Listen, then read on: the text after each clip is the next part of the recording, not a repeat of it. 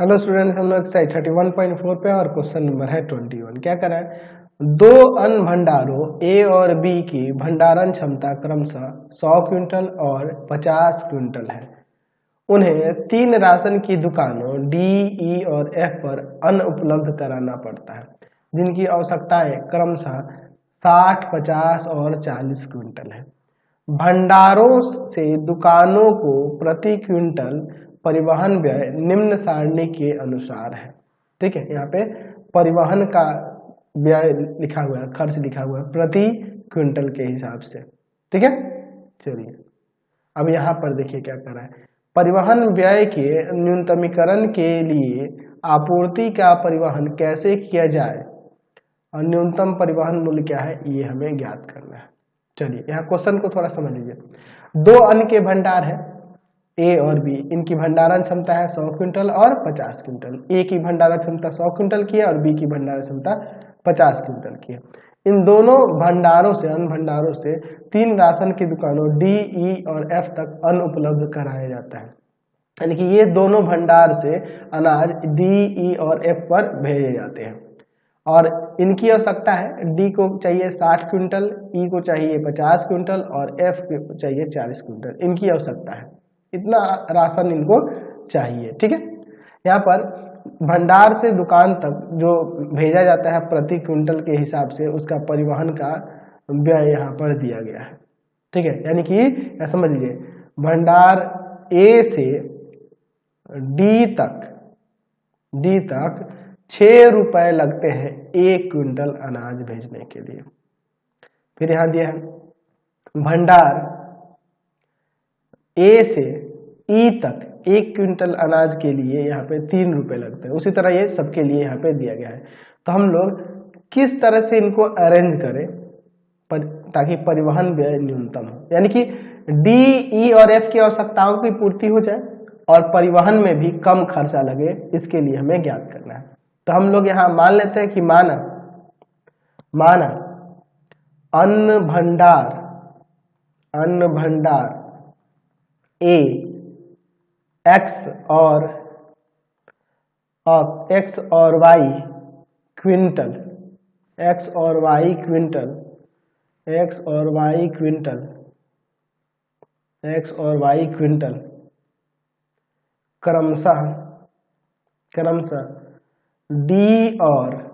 और ई राशन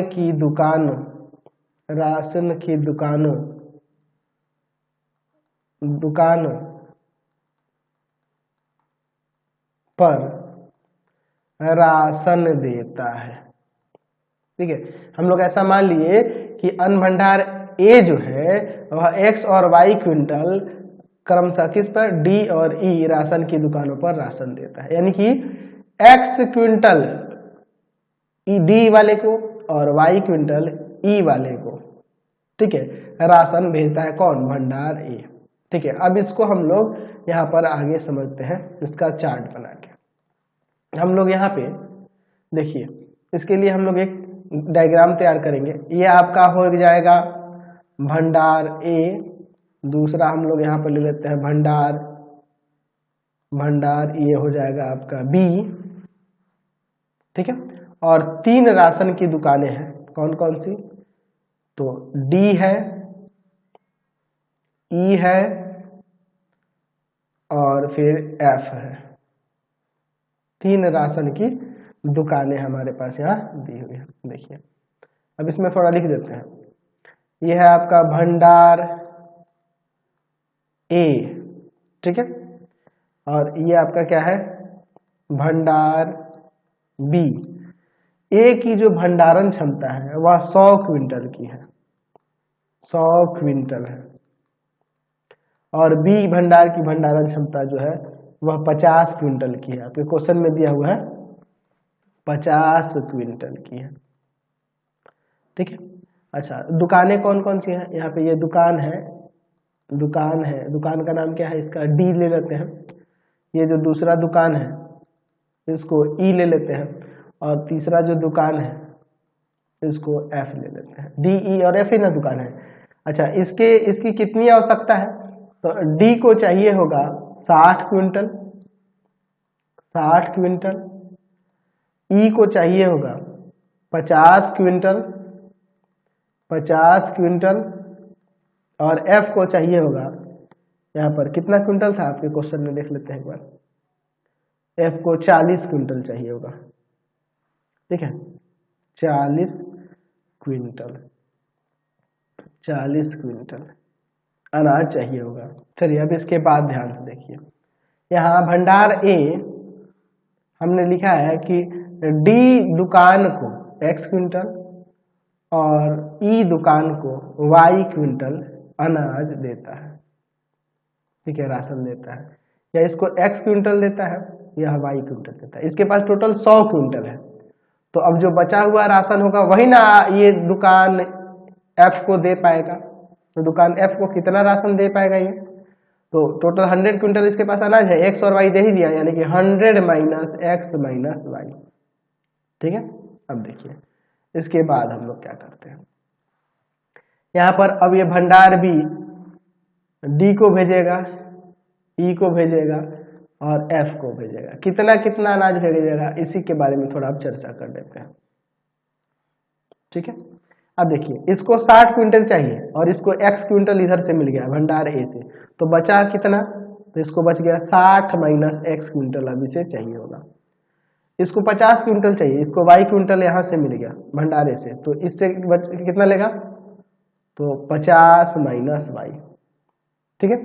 अच्छा अब यहाँ पे दुकान F कितना लेगा इससे, तो इसको यहाँ चाहिए 40 क्विंटल और इसको 100 माइनस x माइनस y मिल गया, इतना क्विंटल मिल गया, तो बचेगा वही ना, इतना नहीं, तो कितना बचेगा, तो हम लोग यहाँ 40 क्विंटल में से सब्ट्रैक्ट कर लेंगे 100 माइनस x माइनस y, यानी कि देखो 40 माइनस का 100 प्लस का x प्लस का y हो जाएगा, यानी कि यहाँ से आ जाएगा आपका x प्लस y माइनस का 60, इतना क्विंटल ये इसको अनाज देगा। अब देखिए प्रति क्विंटल कितना रुपए लग रहा है अनाज भेजने के लिए भंडार ए और बी से, तो देखिए ए जो है डी ई एफ का परिवहन प्रति क्विंटल यहाँ पे दिया हुआ है कि इससे 6 रुपए लग रहा है, ठीक है, इससे 3 रुपए प्रति क्विंटल लग रहा है और यहाँ 2 रुपए 50 पैसे प्रति क्विंटल लग रहा है, ठीक है। फिर बी जो परिवहन कर रहा है डी ई और एफ को 4 रुपए 2 रुपए और 3 रुपए, ठीक है, ध्यान से देखिएगा, उसको हम लोग यहाँ पे लिख देते हैं 4 रुपए, यहाँ से 2 रुपए और यहाँ पर 3 रुपए प्रति क्विंटल। चलिए हमें न्यूनतम परिवहन मूल्य के लिए बात करना है, मिनिमम के लिए, चलिए मिनिमम ऑफ जेड, देखिए x क्विंटल ये इसे भेजा है और 1 क्विंटल का 6 रुपए दाम है, तो 6x ना लग जाएगा, कितना रुपए लग जाएगा। उसी तरह ये y क्विंटल भेजा और 3 रुपए प्रति क्विंटल है, तो 3y प्लस ये 2.5 रुपए प्रति क्विंटल है और यहाँ पे इतना क्विंटल भेजा है, तो यहाँ पर क्या हो जाएगा आपका, तो आ जाएगा 2.50 गुना में आपका 100 माइनस का x माइनस y। उसी तरह यहाँ पे सिमिलरली 4 गुना में 60 माइनस का x प्लस का 2 गुना में 50 माइनस का y, फिर यहाँ पर हो जाएगा 3 गुना में x प्लस y माइनस का 60। चलिए अब इसको यहाँ सॉल्व कर लेते हैं, 6x प्लस का 3y प्लस का यहाँ 250 हो जाएगा, माइनस का 2.5x माइनस का 2.5y, ठीक है, प्लस का 240 माइनस का 4x प्लस का 100 माइनस का 2y, यहाँ पे प्लस का 3x प्लस का 3y माइनस का 6×18 180। चलिए अब इसको सॉल्व कर देते हैं, तो लिख सकते हैं minimum of z equal to में x वाले को पहले देख लिया जाएगा, इसको देखिए यहाँ पर, फिर आपका यहाँ है, फिर यहाँ है और फिर यहाँ है, तो ये देखो 6 3 9, 9 में से इन दोनों 7.5 को घटा देंगे, तो 9 में से 7.5 को घटा देंगे तो आपका कितना हो जाएगा यहाँ पर, सॉरी 7.5 नहीं ना हुआ, 6.5 हुआ, तो 2.5 हो जाएगा, ये देखिए 4 2 6, ठीक है, 6.5 हुआ, तो 2.5x प्लस का y वाले को ले लेंगे, तो देखिए 3y है और यहाँ पे 3y 6y और 6y में से इन दोनों यानी 4.5 को घटा देंगे तो यहाँ पे 1.5y आ जाएगा। अच्छा और प्लस में ये कांस्टेंट ये कांस्टेंट ये कांस्टेंट, तो इसमें से इसको घटा ही ना दो, घटा दोगे तो यहाँ पर आ जाएगा 60 और 200 कितना हो जाएगा यहाँ पर 60 और यहाँ 250 है, तो ये 310 और 100 410। ठीक है। अब देखिए हम लोग देख रहे हैं कि जो अनाज ये भंडारों से लिया जा रहा है यह कम से कम 0 या 0 से अधिक होगा, माइनस में तो कोई नहीं ना होगा जी, है कि नहीं, बात को समझे ना। तो यहाँ एक एक करके सबको लिखेंगे 0 और 0 से ग्रेटर, यानी कि हम लोग बात करते हैं शुरू से, x is greater than equal to 0, y is greater than equal to 0, फिर यहाँ पे हो जाएगा आपका 100 minus x minus y is greater than equal to 0। इसको इन दोनों को इधर लेके आ जाएंगे तो प्लस का x प्लस का y is less than equal to 100 हो जाएगा। फिर इसका देखो 60 minus x is greater than equal to 0, इसको इधर लाएंगे तो यहाँ से हो जाएगा प्लस का x is less than equal to 60। 50 minus y is greater than equal to 0, तो ये इसको इधर लाएंगे तो y is less than equal to 50 हो जाएगा। चलिए यहाँ पे फिर एक और बचेगा x plus y minus 60 is greater than equal to 0, तो यानी हो जाएगा x plus y is greater than equal to 60। ठीक है। चलिए तो अब देखिए यहाँ पे फाइनली हमें क्या मिला, तो हमें मिला है यहाँ पर, इसको लिख देते हैं, मिनिमम ऑफ z निकालना है और इसके लिए यहाँ पे 2.5x प्लस का 1.5y प्लस का 410, ये आपका ऑब्जेक्टिव फंक्शन हो जाएगा। चलिए फिर यहाँ पे देखिए x plus y is less than equal to 100, दूसरा x is less than equal to 60, फिर उसके बाद y is less than equal to 50, फिर उसके बाद x plus y is greater than equal to 60। ठीक है, यही ना हो जाएगा। अच्छा, और यहाँ पर निरोत्तर विरोध भी x is greater than equal to 0, y is greater than equal to 0। चलिए अब इसके बाद हम लोग देखते हैं इसके आगे के लिए ग्राफ के लिए लिखेंगे दिए गए रैखिक असमीकाओं को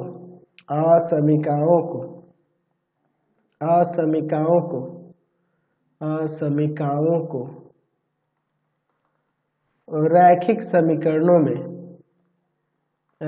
समीकरणों में बदलने पर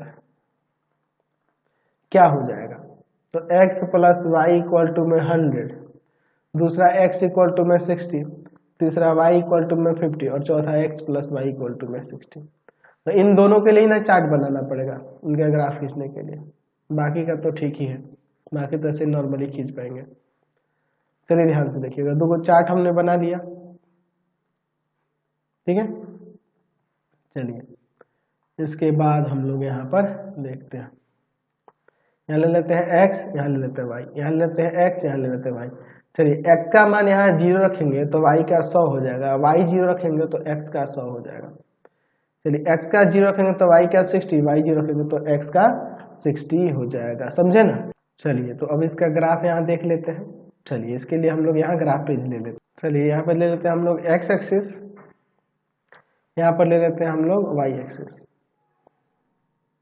चलिए अब इसके बाद हम लोग देखते हैं, यहाँ देखिए ये आपका हो जाएगा x, इधर हो जाएगा आपका x डैश, इस पर हम ले लेते हैं y और नीचे ले लेते हैं y डैश। यहाँ देखिए 10, 20, 30, 40, 50, 60, 70, 80, 90, 100, 10, 20, 30, 40, 50, 60, 70, 80, 90, 100। चलिए अब इसके बाद देखते हैं ग्राफ, 0,100, ये हो जाएगा 0,100 और फिर हो जाएगा यहाँ पे 100,0, ये रहा 100,0।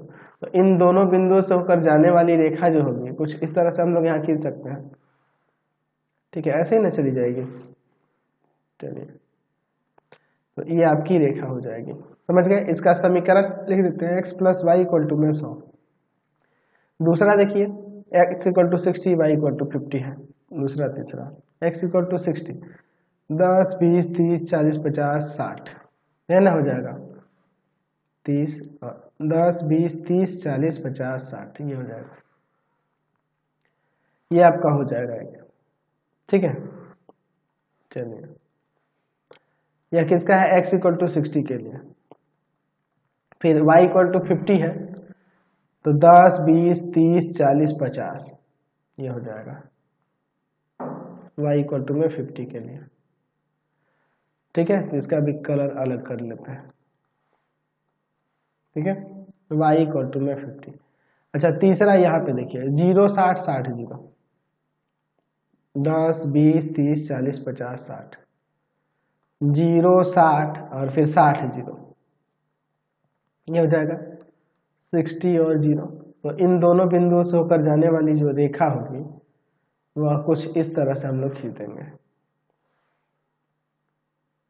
ठीक है, यही ना होगी। चलिए इसका भी समीकरण, तो इसका समीकरण है x + y = 60। चलिए अब कोणीय बिंदु निकालने का प्रयास करते हैं। चेक करेंगे 0 0 पर असमीकाओं को, 0 0 पर असमीकाएं, 0 0 पर असमीकाएं। चलिए एक एक करके चलते हैं। हम लोग देखिए यहाँ पर 0 + 0 = 100, तो 0 लेस देन है ना 100 से, सत्य है। दूसरे वाले पे 0 = <60, ये भी आपका सत्य हो जा रहा है। तीसरे वाले पे 0 = 50, ये भी आपका सत्य हो जा रहा है। और चौथे वाले पे तो 0 + 0 > 60, तो क्या 0 ग्रेटर है 60 से? नहीं है, या इक्वल भी नहीं है, तो ये आपका असत्य हो रहा है। बाकी सभी सत्य हो रहा है लास्ट वाले को छोड़कर, लास्ट वाला ही ना था, ये असत्य हो रहा है। इसके बाहर, इसके अंदर, इसके अंदर, इसके अंदर, यानी कि यहाँ पे आपका ये हल क्षेत्र हो जाएगा, हल क्षेत्र ये हो जाएगा। तो कोणीय बिंदु कौन कौन से होंगे? तो कोणीय बिंदु देखिए कौन कौन से इसके होंगे। कोणीय बिंदु ये हो जाएगा A, यहाँ पर B, इसका निर्देशांक क्या होगा? तो x का 60 है और y का यहाँ 40 ना होगा, 10 20 30 40, 60, 40, C ये होगा इसका निर्देशांक। तो x का यहाँ पर 10 20 30 40 50 और y का भी यहाँ पर 50 ही है, 50, 50। फिर उसके बाद यहाँ पर एक हो जाएगा D, तो इसका निर्देशांक, तो x का यहाँ पर 10, x का 10 और y का यहाँ पर 50, ठीक है। चलिए हमें यहाँ मिल गया। तो यहाँ पे जो हल क्षेत्र है ये आपका बहुभुज के रूप में है। हल क्षेत्र, हल क्षेत्र एक चतुर्भुज है, ऐसे लिख सकते हैं, चतुर्भुज है जिसके कोणीय बिंदु, जिसके कोणीय बिंदु, जिसके कोणीय बिंदु A 60, 0, B 60, 40, ठीक है, C 50, 50 और D 10, 50 है, ठीक है। चलिए तो अब इसके हमें न्यूनतम वैल्यू के लिए ना बात करना है, तो हम लोग यहाँ पर एक चार्ट बना लेते हैं, ठीक है, यहाँ पर एक चार्ट बना लेते हैं। अब इसमें देखिए, ठीक है, चलिए हम लोग यहाँ पर ये चार्ट बना लेते हैं और फिर हम लोग इसमें आगे बात करेंगे। यहाँ लेते हैं कोणीय बिंदु, कोणीय बिंदु, और यहाँ z में क्या है? तो z में आपका ऊपर दिया हुआ था क्वेश्चन में 2.5x + 1.5y + 410, 2.5x प्लस का 1.5y प्लस का 410। चलिए कोणीय बिंदु देखिए यहाँ पर क्या क्या दिया हुआ है, 60, 0, 60, 40, 50, 50 और यहाँ 10, में 50। चलिए इनको रखते हैं, इसमें 60 रखेंगे तो यहाँ पर आ जाएगा 150 और प्लस का 410, तो ये 560 हो जाएगा। फिर इसको रखेंगे 60 और 40 को, तो x का 60 और y का 40 रख देंगे, तो यहाँ पर 150, फिर 60 और फिर 410, ये 620 आ जाएगा, ठीक है। फिर इसको रखेंगे 610 आ जाएगा, इसको रखेंगे 510 आ जाएगा। तो मिनिमम यहीं पे ना हो रहा है, मिनिमम कितना पे? 10 50 पर, ठीक है। तो हम लोग यहाँ पे लिख सकते हैं कि अतः भंडार A से दुकानों D, E और F पर क्रमशः देखिए भंडार A से D पर कितना जाता है? 10, ये x का मान होगा, ये y का मान होगा, 10 क्विंटल, 50 क्विंटल और अच्छा टोटल उसके पास 100 क्विंटल का स्पेस था, है ना, 100 क्विंटल की क्षमता थी, तो 10 और 50, तो बच गया कितना 40 क्विंटल ना। और 40 क्विंटल 40 क्विंटल 40 क्विंटल अन्न की आपूर्ति की गई तथा भंडार बी से दुकानों डी, ई और एफ पर क्रमशः 50, 0 और 50 कैसे हुआ? देखिए पहले प्रथम वाले को डी दुकान को कितना चाहिए था 60 क्विंटल, 10 क्विंटल इससे ले लेता 50 क्विंटल इससे लेगा ना। ई को चाहिए था आपका कितना 50 क्विंटल, इससे 50 ले लेते इससे 0 क्विंटल, और एफ को चाहिए था 40 क्विंटल। तो ये एफ जो है ये यहाँ ये पहले वाले भंडार से ही 40 क्विंटल ले चुका है, तो यहाँ से भी ये 0 क्विंटल लेगा, है ना। 0 क्विंटल की आपूर्ति, अनाज की आपूर्ति की गई। समझ गए? कोई दिक्कत नहीं है। तो फिलहाल इस वीडियो में यहीं तक रहने देते हैं। नेक्स्ट वीडियो में आगे क्वेश्चन देखेंगे। आपको हमारे 3 चैनलों को सब्सक्राइब करना होगा। पहला है पाथफाइंडर क्लासेस छपरा। दूसरा है आपके पास भारती भवन रविकांत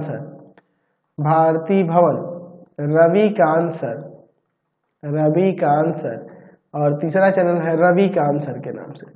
तीनों को सब्सक्राइब कर लेंगे और इससे रिलेटेड वीडियो के लिए सीधे डिस्क्रिप्शन में जाएंगे। इससे रिलेटेड नोट्स के लिए गूगल पे जाके सर्च करेंगे www.ravikantsir.in, और यहाँ जाकर आप सभी क्लासेस के नोट्स और उनके PDF को डाउनलोड कर सकते हैं, पढ़ सकते हैं। इंस्टाग्राम और फेसबुक पे जाके पाथफाइंडर क्लासेस छपरा को लाइक एंड फॉलो करना नहीं भूलेंगे। Thanks for watching the video.